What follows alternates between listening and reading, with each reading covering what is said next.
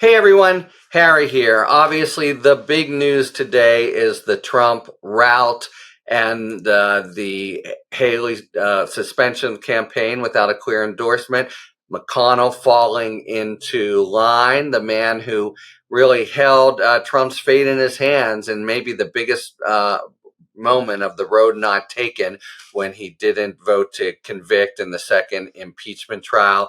But he falls in line too, a little bit equivocally, but saying, the voters have spoken and the like. So obviously, huge political news, and you'll get that from many sources. I just wanted to talk about the interplay of that political news with the news that I focus on day to day in the world of four criminal cases against Donald Trump and 91 counts and the very big civil judgments as well, and that whole mess that's not going away. In fact, it's more than not going away. It seems to me that this really sort of solidifies and makes it a sort of no turning back strategy for Trump.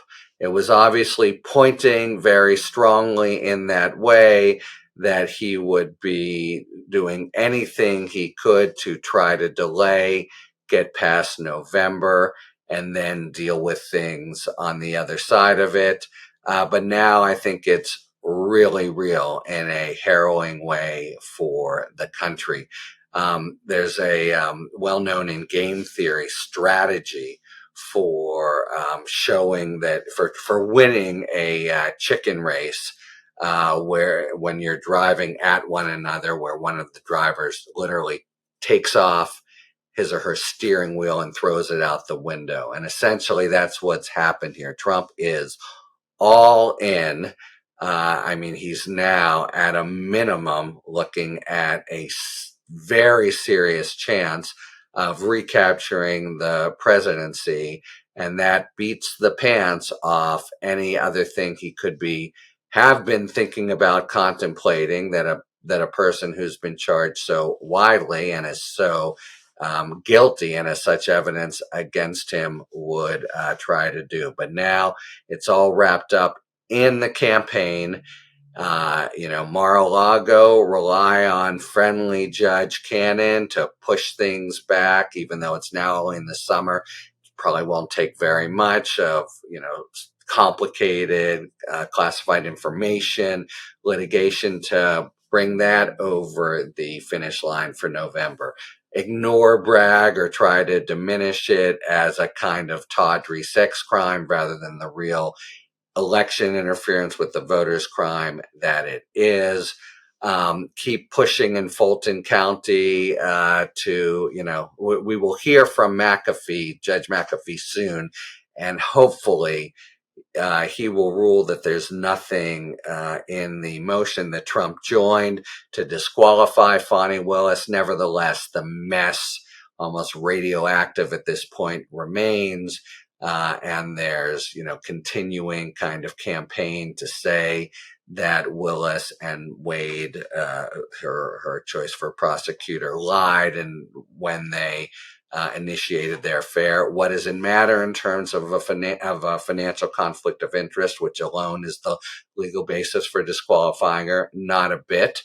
But nevertheless, kind of, keep trying to dirty this up. And remember, we start in a situation there where there's a huge sprawling RICO case with multiple defendants, and the best precedents in Fulton County suggest that it's a few months just to pick a jury. I think at this point, the momentum has shifted there markedly, and it's sort of in a slog, whereas it was on a, fast runway to some kind of trial before.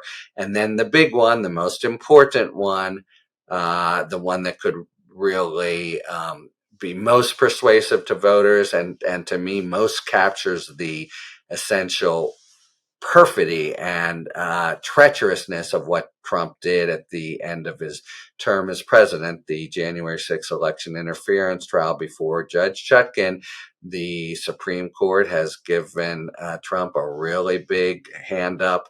And, at this point, it's goes forward maybe in around Labor Day, right at the heart of the election, and there's hardly any margin for error. And as I look hard at things, I can see, and that he can maybe squeeze another round of delays out of it. So that's it for no. And then of course on the other side, you can easily if were he to win, get rid of the federal cases. And yes, it won't work for the New York case. It won't work for Fulton County. But as president of the United States, and a blatantly corrupt one who could order his DOJ to bring charges against Fonnie Willis or whatever, he will have in his toolkits powerful ways to try to squelch even those, or at least stay a step ahead of the law by not having it go forward while he is president.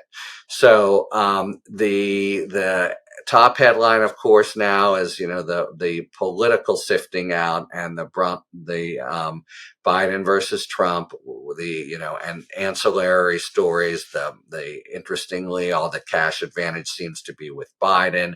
And on the other hand, there's some really rough polling out there for Biden. I commend to you, by the way, my conversation with the AFL-CIO head of polling from the past, who I think gives real cause for some reassurance, or at least setting to the side these series of bad polls. But in any event, this all sort of developed slightly bizarrely. Only about a year ago, he was indicted for some things, and you could see maybe could he try to delay all the way to the end? And what if he actually were reelected?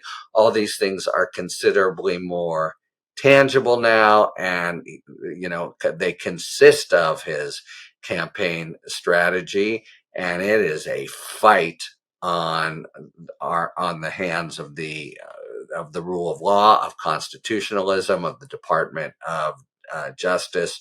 And that fight is just to get a trial to happen so that the American people have that important information of a airing of what he did, and a judgment of a jury.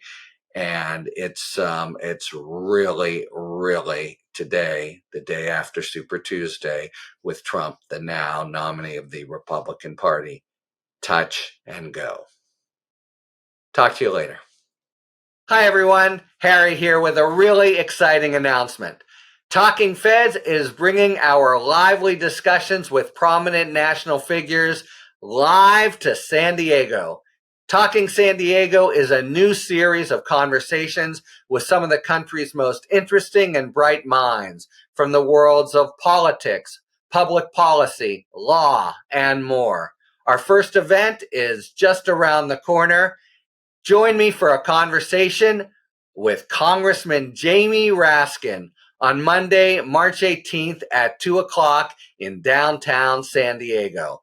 You can click the description box below for more information on the event and the series, and find out how to purchase tickets, which are going fast. I can't wait to have some of our most well-known friends of the podcast join me in person before a live audience. Thanks for tuning in. If you enjoyed this video and other Talking Feds content, please take a second to like and subscribe. Talk to you later.